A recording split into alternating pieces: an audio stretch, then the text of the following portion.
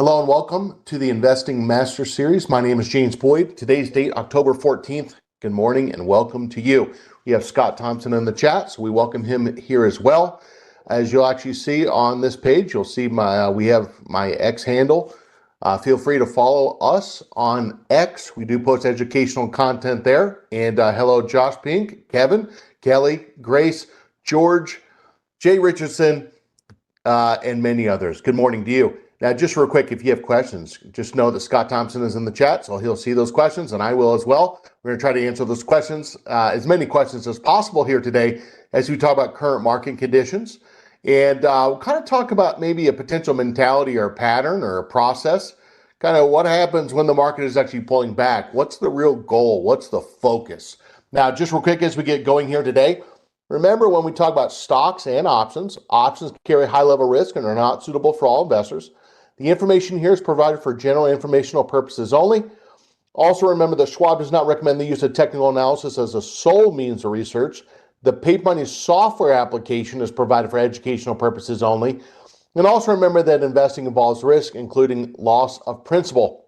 Now also, when we talk about short options like covered calls or let's say short puts, know that those could be assigned, okay, at any time up to the expiration, regardless of the in-the-money amount. Those are known as American-style options, and those are the ones we're talking about.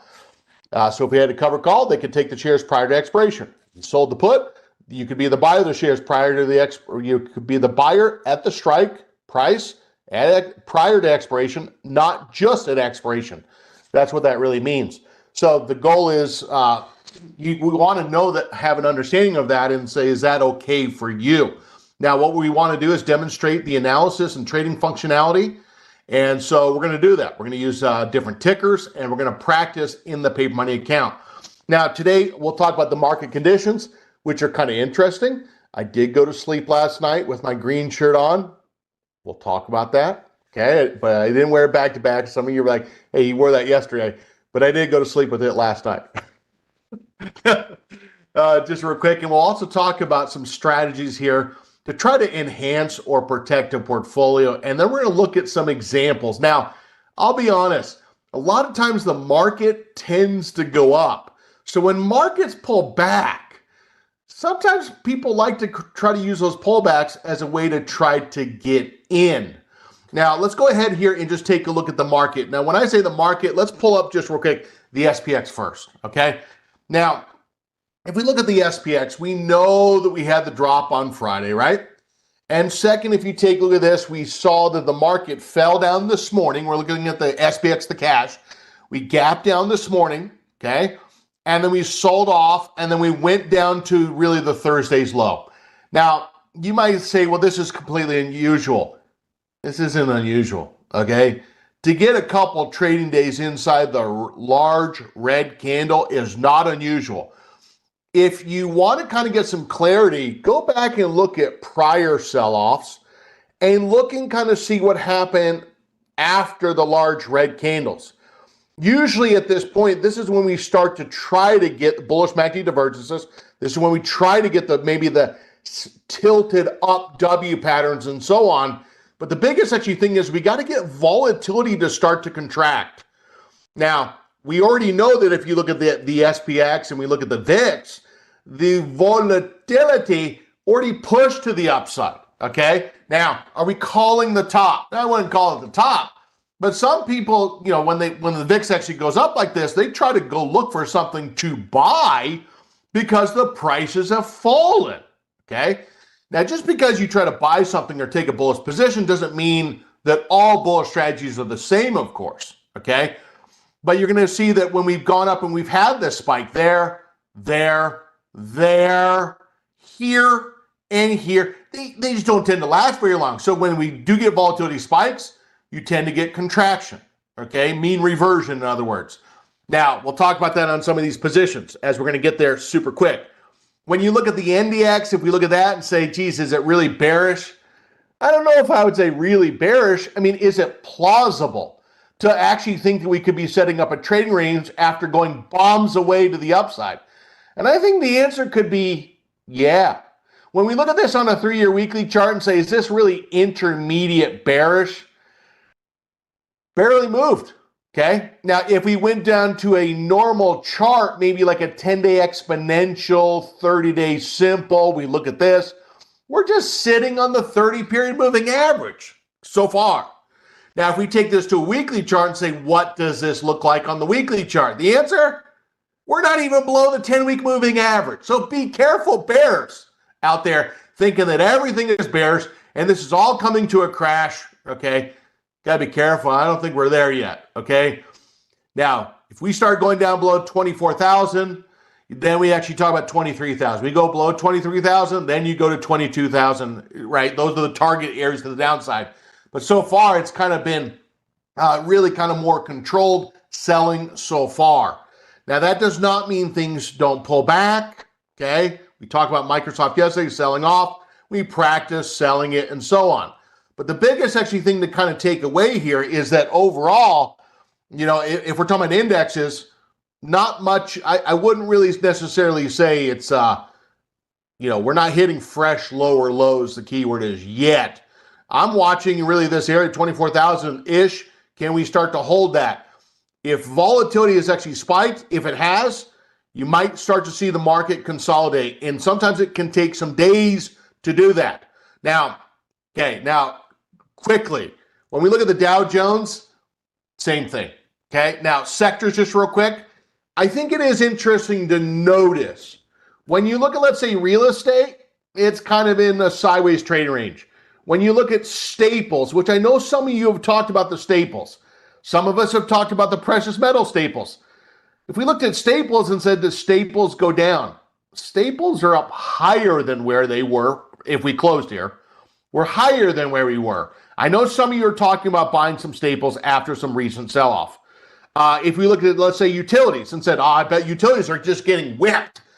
Well, not so fast. They're actually hitting a brand new high here today. Southern actually hit the target. So it's kind of interesting that not everything is the same. And guys and gals, that's kind of normal. Not everything's the same. I do think it's interesting when you look at, let's say, communication. Communication was already selling off prior to Friday, and it's trying to get a little hammer here. You look at, let's say, technology, okay, IXT, okay, it kind of looked like the NASDAQ, looks very much like the NASDAQ. The one I want to point out is really the consumer discretionary. And what you're going to kind of notice is that was already selling off. Now, when the point here is when you look at this is not everything is the same. We saw discretionaries. We actually also saw energy. We saw technology. Well, actually, let me take that back. Yeah, transports. Okay, let's just say discretionaries. We saw communications. They were already selling off. Okay, the one area that we have not mentioned is IXI industrials, kind of back inside that range. Financials, you could kind of say in a range so far. Okay, now, the question really now becomes is there some opportunities? Now, I want to kind of bring up a couple, okay?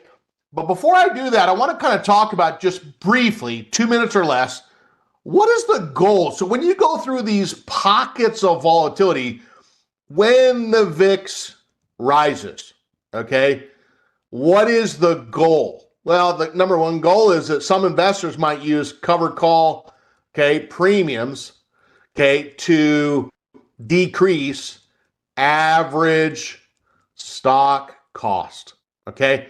I mean, this is kind of what covered calls are for. You start to see things bend over a little bit. You say, look, I think the price is going to pull back in the short term, and someone tries to use covered calls. How do you know where the entries are? You see resistance, the moving averages, one of them or both start to go red and or crossover. 2, the investor says, look, forget the covered calls. I'm going collars. And the whole point of the collars is you're trying to decrease, okay, the dollar or the percentage drawdown on the account. And the biggest thing that you're trying to do is here, decrease, okay, emotion. And it's really spelled emotion, okay? Now, why is that? Well, number one is the position is not as bullish as it just shares itself. The other thing is you got a long put, which is the right to sell the shares at the strike price. So now it can't go to zero because you have a right to sell the shares at the strike price on the put that you bought. So that's the biggest thing is you're buying with callers, you're buying yourself time to let the volatility kind of taper down a little bit, and you're decreasing how exposed you are. Number three is a hedge. Now, some people actually do maybe like an S&P 500 hedge. Now, Ben Watson actually teaches a class on futures. There's what's called micro futures. You would be stunned that maybe if the investor maybe considered a strategy of using maybe the S&P 500 as a hedge, not even with really that many contracts, et cetera, doesn't have to be a big contract, et cetera. They might just say, look, I'm going to use the S&P as a hedge for the overall portfolio, okay? And number 4 here, the goal is really to use, goal is to stay bullish, okay? Now, by the way, when I say that, that might be for you, because you might say, James, I'm not investing for the next month. I'm not investing for the next 6 months. I'm investing for the next 3, 5, 10, 15, 20 years, and so on. The goal is to stay bullish, that intermediate to long-term trend, and the goal is to use short-term bearish profits to offset, okay, bullish investments, you could say, or trades. And 5 is where, as things fall apart, you're trying to identify relative strength, okay? That's really what the goal is. Now, if you said, well, James, I gave back $8,000. Could you get $1,000 or $2,000 back from the bearish positions? James, I'm down $5,000. Could you get maybe $1,000, $1,500 from the bearish positions? You're probably not going to be able to use bearish hedges to offset all of the bullish positions. The goal is you're just trying to get some. That way, when things bounce back, which they tend to do, we don't know the future though, is that the investor still has those investments to bounce back up. Speaking of that, I want to bring up an example trade. And the biggest thing is when we see prices or we see things fall back, we know that the VIX, okay, VIX rises. What strategies would you consider if the VIX rises? What type of strategy? What type of strategy? Now, Dragon Rider 108 says, number 4, can you give an example? The goal is to stay bullish. Well, we're talking about things that if you looked at some stocks on 3-year weekly charts, are there still trends? Now, let me kind of give you a quick example of that, okay? So as the VIX rises, we know that the IV rises. So with Dragon Rider's comment, so if we pulled up a couple stocks, now what I'm going to do is I'm going to pull up WFC. Now, when we look at WFC, if we looked at a 3-year weekly chart and says, is WFC still bullish?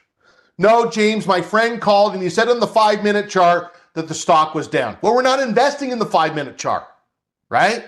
We're trying to stay along the intermediate to longer term trend. Is it in an intermediate or longer term uptrend? But my friend said on the 1-minute chart it's down. We're not investing in the 1-minute chart, okay? Now, the biggest actually thing is when you take a look at this, we're going to now go back to, looking at the chart on the 1 year. It's actually had a pretty decent reaction on the earnings. Now, what you're now going to notice is, let's say the investor says, James, I want to do a bullish trade, but I know the VIX has risen. When the VIX rises, the implied volatility rises. The implied volatility rises, option premiums rise. Option premiums rise. Do you want to be a buyer, question mark, or do you want to be a seller? Now, if someone says, James, I actually want to be a seller, okay, let's say they wanted to, higher premiums. Higher premiums, okay, lower break, can't hear you, say it louder.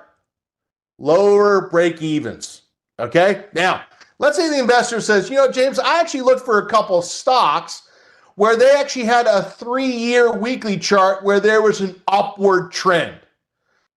Now, if you want to kind of go back to that chart where you look at, let's say, something like this chart, which is just a 10-day exponential, 30-day simple, feel free.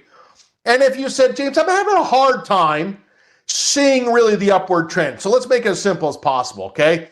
We're looking to see this 30-week moving average where there is an incline. This is technical analysis 101. Matter of fact, it's stock class 101. Now, Scott Thompson teaches that. Scott, give us the link, okay? This is what's taught in the first 2 minutes. That if that 30-period moving average is on an incline to the upside, there could be what? Higher highs and higher lows. Now, that doesn't tell the future. That's just telling us what's happened up till now, and we're questioning, could that trend continue? Right? That's the same thing when you got married. The person could have shown a good history, a good present, but you don't know the future. Why'd you marry him? You didn't know the future. Well, you're kind of wondering, hey, well, maybe he's had a history or she's had a history. They're currently in a good state of mind. Could that potential trend continue? That's the goal, okay? Now, what we're going to do in this case is, let's say the investor says, James, I want to go ahead here and try to sell a pet, okay? Now, we know if someone sells a put, what are they trying to do? They're trying to say, look, I'll be the buyer of the shares at the strike price. And so what they're saying, I'll be the buyer at 82.50. If we sell at 82.50, there's a probability of being in and out of the money. If they sell the 80s, they're really actually saying, look, I want to be a buyer, but I want to be a buyer at a lower level. And if I have a greater chance of being out of the money at expiration, I want to be compensated for that, okay? The lower the strike price, okay, the lower the premium. You have a greater chance of being right, that the stock is above that strike price. If you said, no, I actually wouldn't mind to actually own the shares, and I'll sell the strike closer to the current stock price, I'll take a higher premium. I want a greater chance to be assigned to buy the shares at the strike price. And I want there to be a greater chance of the stock is below the strike, hence a bigger premium. Now, what we're going to do in this case is we're going to sell the 82.5. How many of you have ever said to yourself, I wouldn't mind to buy those shares? How many of you have ever said that?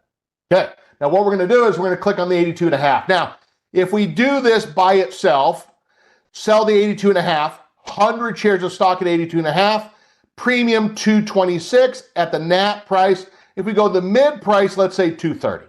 All right. Now, is that $2.30 or is it $230? It's $2.30 for a share, or $230 for 100 shares in the contract. Now, short at 82.5, less the premium, 80-20 is the break even. Break even today? No. Break even at expiration.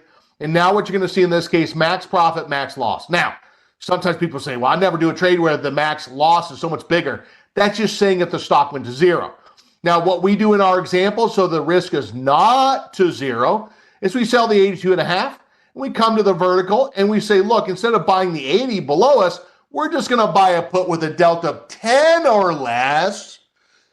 And let's say we said, look, we're going to buy the 70. There's probably not one right answer there to buy the put. When you buy the put, it defines the risk to the downside. Okay? That right to sell the shares is not free. It's about 29 cents. It eats away at the credit, and it tacks on an extra 65 cents for the commission. However, it makes the max loss locked in, buying power a lot less. All right. Now, probability trader says, I see that JB is using the 6-13-9 MACD setting. Is that accurate length to use? Depends on the type of trading you're using, right? Now, since we use whole moving averages that are a weighted moving average, I'm not going to use like a 12-26-9 MACD because that kind of defeats the whole purpose of the whole moving average. The purpose of the 6-13-9 MACD setting is that it's more sensitive to short-term price movement. Okay. Now, if you said, I'm not necessarily sure if I'd want to go that short term, then maybe consider an 8-17-9, which is the middle of the road setting. And if you said, James, I really trade for weeks, months, years, etc., you're probably using a 12-20-6-9. Those are the three main settings. We're going to go ahead and say send the order. Trade number one here in this case is Wells Fargo, okay, selling the 82.5 and buying the 70. Now, I want to go back to the question, and this kind of, I think sometimes we overthink this. Well, I'm not really sure if I can find an uptrending stock, okay? If someone said that to me, I would say pull up a weekly chart and find something where the red line is inclined to the upside. And there's a good chance that you could find those if you looked, okay? Now, I want to kind of go to another one that I've had some questions on in just a second. I also want to go back to a Dow stock, because a lot of times when you think that, oh, find these stocks is going to be so hard. It's just so hard. Wait, did you look at the Dow 30 list yet? No, I'm looking for a secret list. We're not looking for a secret list. What's wrong with the Dow 30 stocks? Yeah, but my friend said this. That's nice, but we're going to look at the Dow 30. Why are we going to look at the Dow 30? Because they're the large caps. They're the ones that have high stock volume. Why do we care? Because they have probably high option volume. Why do we care? Tighter bid-ask spreads. Okay, that's why we care. Why do we also care? Big balance sheets. Big balance sheets could actually mean big income statements. Big balance sheets, big income statements could actually mean big valuations, which could mean potentially trending prices. Oh, my friend didn't tell me that. Well, I did now. Now, if we take a look at this, I'm going to pull up, let's say, Walmart for just a moment, okay? Now, what you're now going to see in this case is sometimes some investors will say, well, James, on the 3-year weekly chart, I can see a rising moving average, okay? Now, remember what I said before a couple weeks ago. Do not say comments like, well, I wouldn't trade utilities because they're boring. Well, I mean,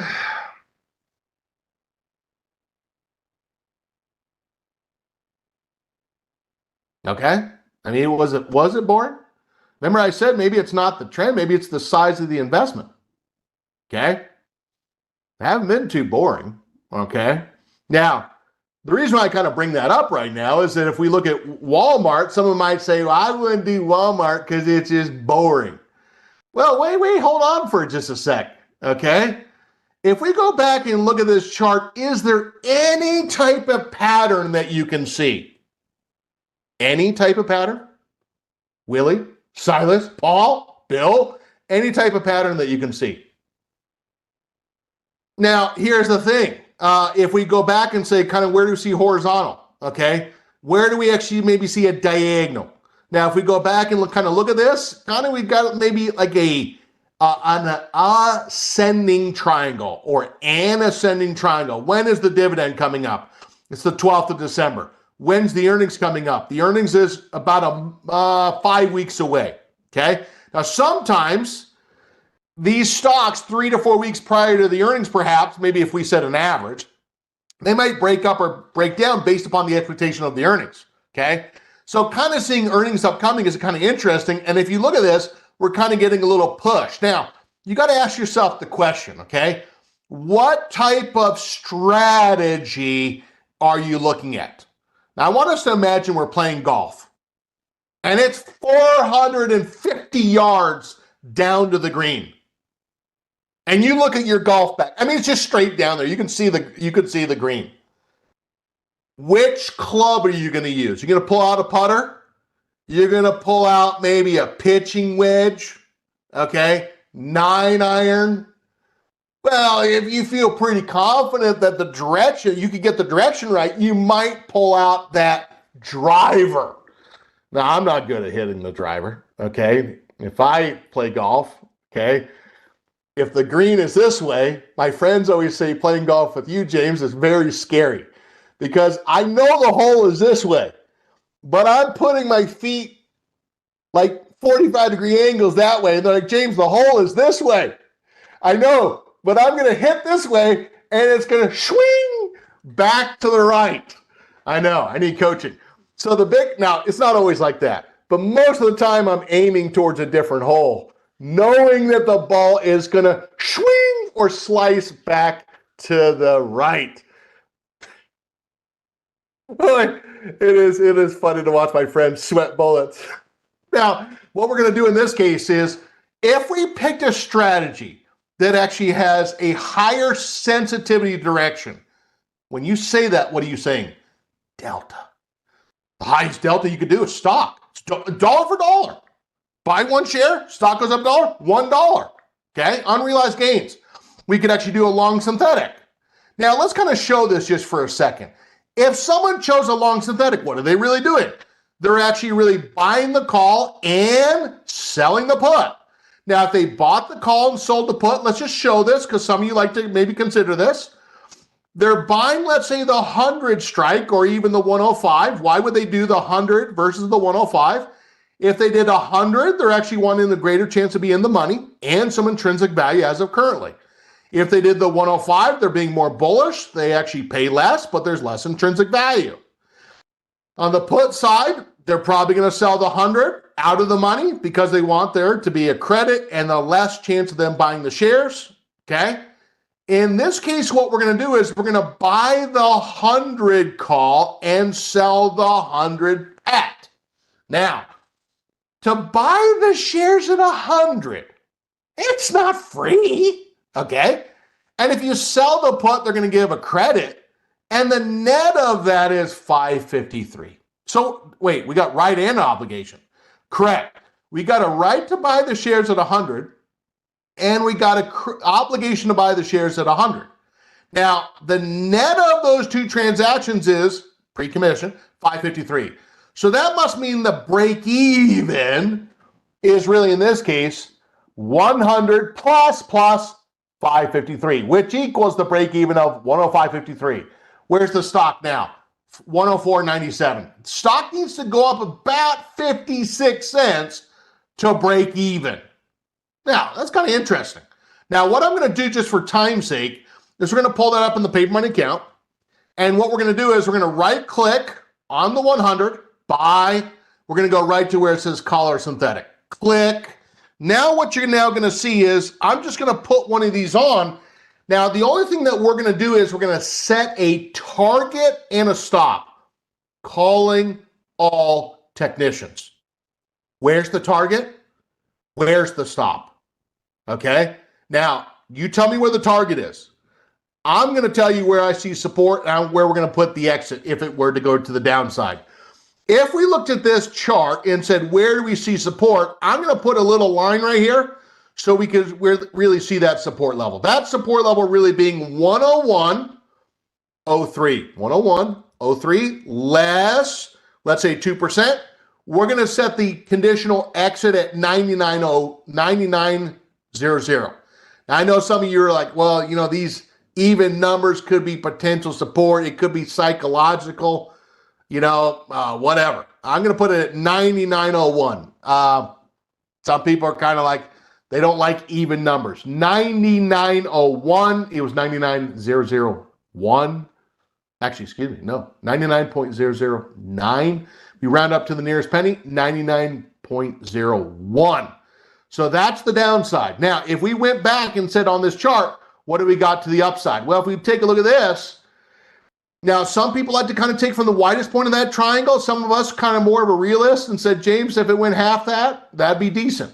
If we took half of that mark, it's probably going to be about $11. If it did that, we're probably talking about Pia says 115. Pia looked over my shoulder. Okay, 115. And so if we look at that, I want to go back and who else said 115. Okay. And now what you're going to see in this case is you got 115 right there. We're going to go back and put that on. So how do we do that?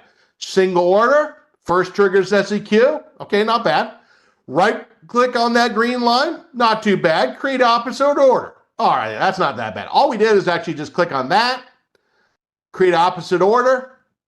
Okay, and now we're going to go to limit. We did this before. Every time we probably get in class, we do this. Limit, market, data GTC. Now click on the gear. And now what we're going to do is going to say, look, if we go up to that target, we don't know if it's going to, but it'd be interesting if it did, about 115. Okay. Now in this case, if we went, let's say to the downside, we said, look, if it gets down to 99, 0.01.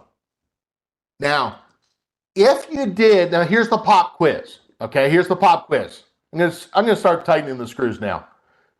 If you did the exact same strikes, what's the delta without even looking? Okay. Well, if you did the exact same strike, the delta is like 100. Okay. So that's the pop quiz answer number one. If we're at 105 and we're trying to go to, let's say, 115, it's a $10 move on the stock and the delta is 1 if you had one share, but we have 100 shares. So the delta is really 100. So if it goes up to the target, it's 1,000. If it goes down to, let's say, the 99, it's a $6 move to the downside and your delta is 100. Think of the delta as the conversion factor, okay? And so the conversion factor, it's going from stock to option pricing, okay? So if we had a $6 move to the downside times 100, the conversion factor, it's negative 600. Now, is that guaranteed that it's only going to be 600? Well, if we open up at 97, 95, whatever, the stock tanks, could the loss be more severe? Yes. Okay. Well, those are the numbers. We're going to go ahead and do this. Make sure that these numbers here match up down there. Now, James, come on. You know, I have a friend. He tells me the market's super bearish and it's going to tank, and it's like 1999. I was there in 1999. Okay. I would say it's different. Okay. Every time you could say it's different. The big difference in 1999 in the markets back then is there was a lot of companies that didn't make any money. Okay. I mean, nothing. Okay. And so a lot of the companies we're talking about WFC, we're talking about WMT, et cetera. These are not companies that don't make any money or don't actually have scale, balance sheets, income statements, et cetera. And it's not like we're in a situation where they have high interest rate costs if they need to actually borrow, and they could use equity as maybe a way to try to even increase capital. Okay. So it's a little different. Okay. So the biggest thing is what we probably don't want to do is to trade how we feel. Because if I feel scared or nervous or whatever, then all of a sudden I'm not really reading the charts how they are currently showing. Now, one of the stocks that was asked, which we're going to go to right now, is Costco. Now, the reason why this was brought up, and I just want to kind of pull this up for just real quick, someone was actually kind of asking about, is this stock maybe starting to come out maybe above a diagonal line of resistance?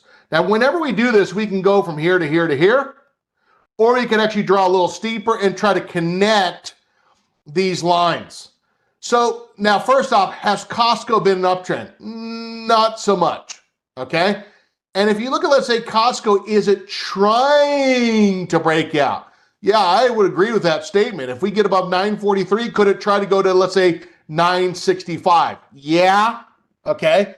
I would agree with that. It's trying to, okay? It's gapped to the upside. Moving averages are green, but really would like to see the stock really get above that diagonal line there. Okay. Now, what I'm going to do.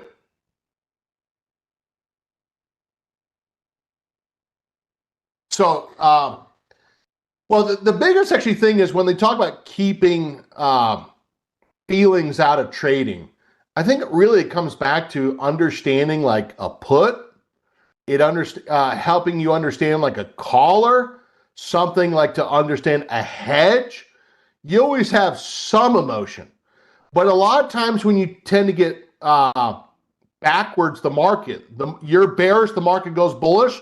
It's when you're at your peak state of emotion.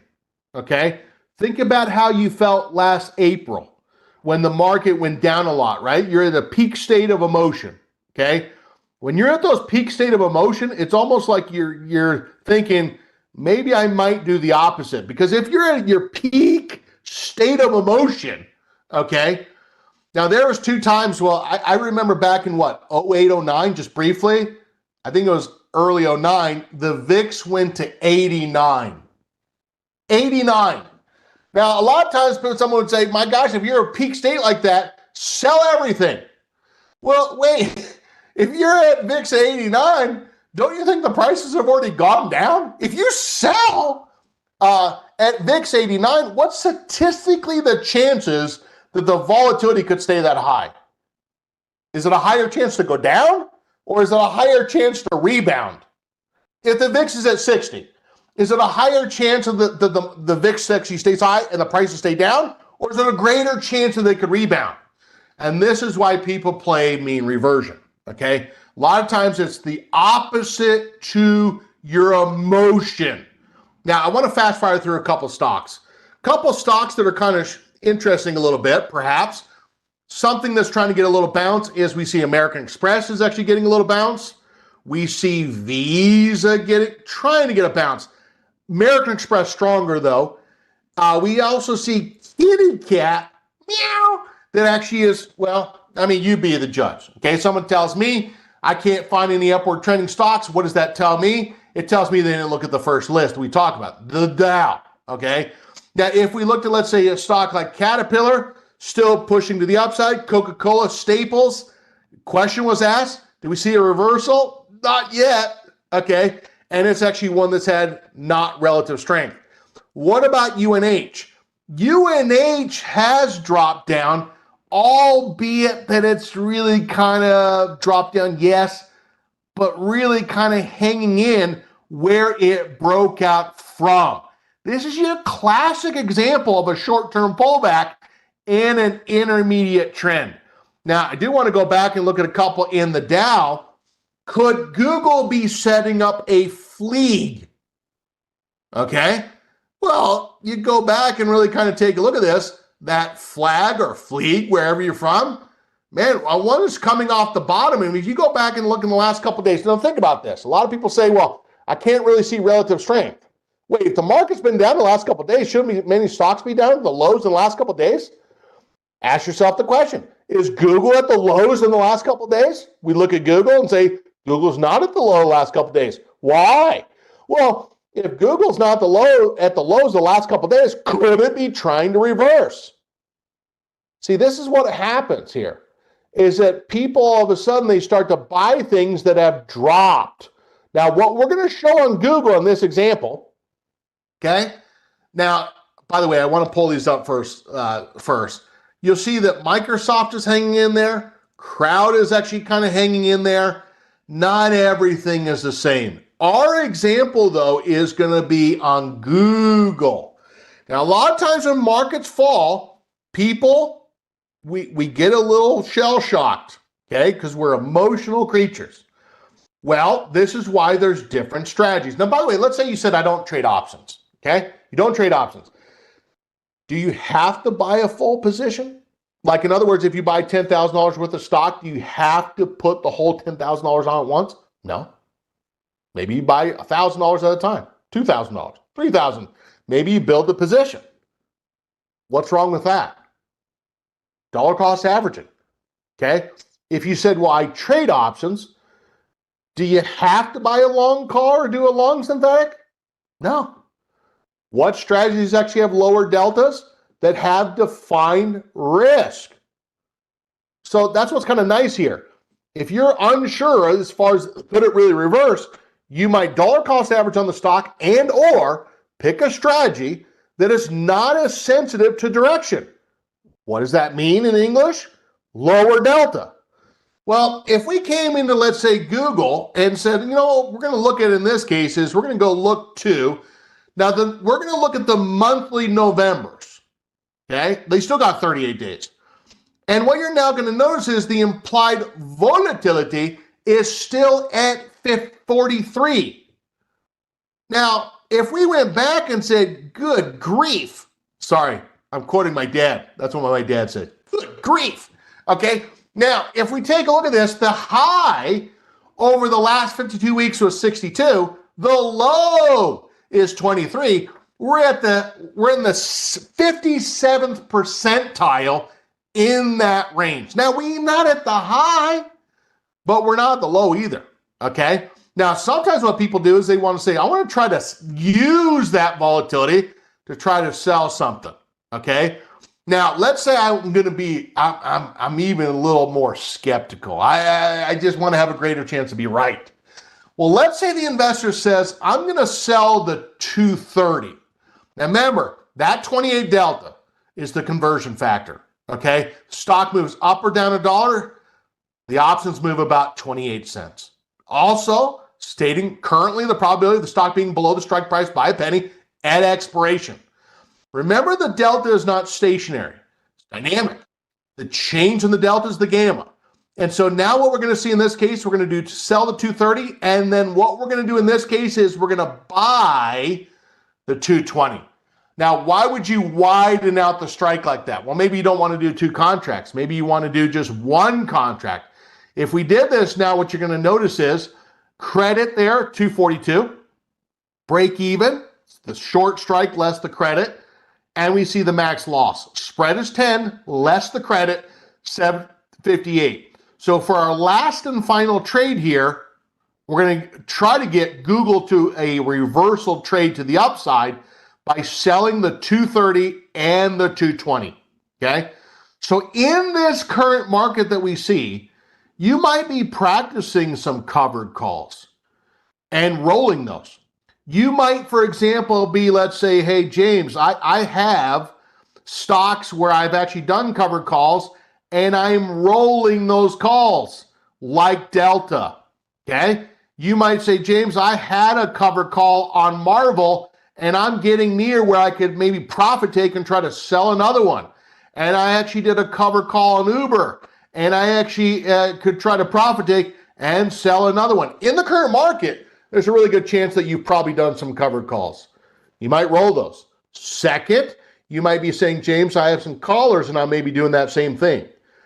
But however, some of us, whoever you are, you might be saying, James, I'm trying to use some of the volatility to establish new short put verticals, new short puts or cash secured puts by themselves, and or doing buy right caller strategies that we talked about yesterday. Those strategies that we talked about, for the most part, they're defined risk, okay? And so I want you to go out and kind of practice that. If you say, James, I didn't do some covered calls, practice. Leg into them in the paper money account, practice. We talked about legging into callers yesterday. We talked about putting on a caller all at once. Today, we talked about using the volatility to try to buy some stocks or get long stocks, long delta, on stocks that might be trying to reverse back up. So there's a couple strategies the investor might consider here. Now, what I want to do is also, let's go to this page. So if you said, first off, how do we see this online? Well, if you go to this page right here on our YouTube, Trader Talks Schwab Coaching Webcast, this has our content. You don't have to be on a computer. You could be on an iPad. You could be on an iPhone, etc. Pull it up right on your mobile device. Second, we actually have a playlist for this class. And what you're now going to notice is this will show the playlist for this class, and let me send it to you, okay? Now, last week we talked about profit taking upward trending market, so you can see prior classes that we talked about. Watch the prior episodes. Now, if you said, well, what class is coming up next? Well, if you went to schwab.com and went to, let's say, learn, and then Schwab Coaching, you're now going to notice that it's going to say live webcast and virtual workshop. Okay, you have questions on in-person events right there. And if you scroll down and said, what classes could I actually choose from to learn from? Here we are on Investing Master Series, getting started with options next. Okay, and also long options, Rachel, getting started with technical analysis, swing trading, right after the close. So join us. We got sessions coming up after this as well. Now, remember, with what we discussed here today, it was done for educational purposes only. We talked about kind of using 3-4 strategies, trying to define risk. Now, remember, go out and practice in paper money to increase your education and skill level. And as you learn that, you're probably going to surprise yourself. Okay? Now, with that said, this has been the class on Investing Master Series. Thanks to Scott Thompson for answering those questions in chat. And also, just real quick, remember, if you enjoyed today's video, click the thumbs up. That's where other people can actually see it on YouTube as well. And That way they could actually follow as well. So with that said, stay tuned for our next webcast coming up next. Take care. Bye-bye.